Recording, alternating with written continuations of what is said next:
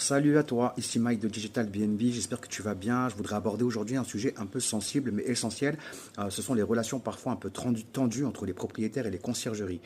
Tu sais, dans mon parcours, j'ai vu beaucoup de projets, parfois certains mal se dérouler à cause d'un simple manque de communication ou de confiance entre les deux parties.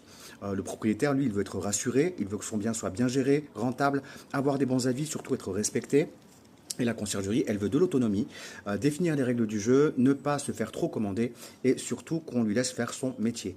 Donc souvent, le conflit naît, il faut le savoir, d'un simple malentendu ou d'un manque de cadre clair dès le départ. Donc pour ça, je vais te donner mon conseil. Déjà, mettez tout à plat dès le début. Posez les règles, les limites et les objectifs noir sur blanc. Privilégiez la transparence, même quand c'est inconfortable. Et surtout, n'oubliez pas que vous êtes des partenaires, vous n'êtes pas des adversaires. Et je vais te dire quelque chose d'important. Avec le temps, j'ai aussi appris à dire non.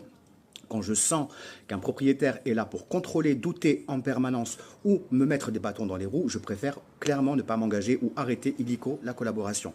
Je le dis avec respect, mais je le dis clairement. Je ne travaille pas avec des personnes qui m'empêchent, moi et mon équipe, de bien faire notre travail. Dans ce cas-là, je préfère recommander le propriétaire même à un de mes concurrents qui est mieux adapté à leurs besoins.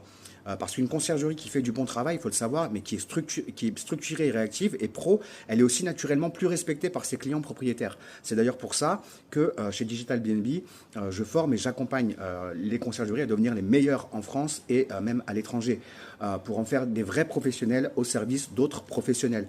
Alors partage tes anecdotes si tu en as avec des propriétaires un peu relous. Et si tu veux aller plus loin, si tu veux des outils concrets pour cadrer tes relations avec les propriétaires, abonne-toi parce que je vais bientôt préparer du lourd sur le sujet. Je te dis à très vite. Ciao.